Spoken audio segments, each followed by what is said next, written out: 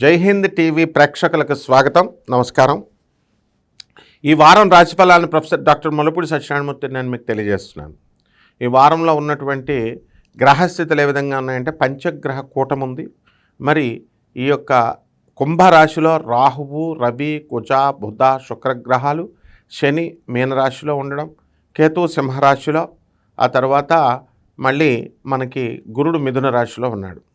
కాబట్టి ఈ రాశిలో ఈ ఈ యొక్క గ్రహస్థితులు ఈ రాశుల్లో ఉన్న కారణంగా ఒక్కొక్క రాశి వారికి, ద్వాదశ రాశుల వారికి కూడా ఒక్కొక్క రాశికి ఏ విధంగా ఫలితాలు ఉంటాయో తెలియజేద్దాం.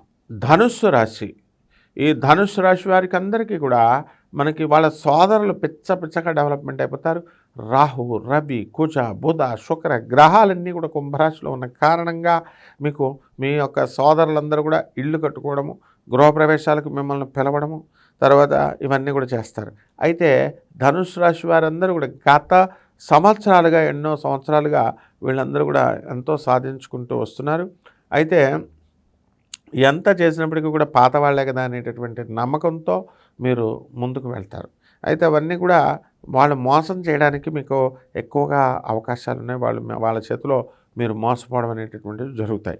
అలాగే ధనుసు రాశి వారు గత సంవత్సరాల నుంచి కూడా మీరు ధనాన్ని ఆర్జించడం చేశారు.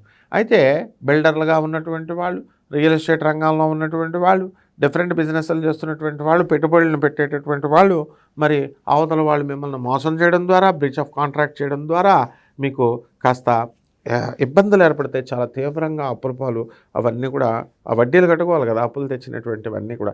సో ఈ రకంగా మీరు వెళ్ళడం అనేటటువంటివి జరుగుతాయి. అయితే వివాదాలలోకి మీరు వెళ్ళడానికి అవకాశాలు అధికంగా కనబడుతున్నాయి. అదేవిధంగా అర్ధాష్టమంలో ఉన్నటువంటి శనిగ్రహ కారణాలుగా మనకి ఈ ప్రతి పని కూడా మనకి ఆలస్యంగా అవడము, ఇలాంటివన్నీ కూడా జరగడానికి అవకాశాలు ఉన్నాయి. కాబట్టి ఈ రాశి వారికి అందరికీ కూడా నూతనంగా ఇళ్లలో గృహప్రవేశాలు చేయడము, ఇతరులకు అందరికీ కూడా వాళ్ళు కూడా ఇల్లులు కట్టి ఇవ్వడాలు, ఇలాంటివన్నీ కూడా చేయడం జరుగుతుంది.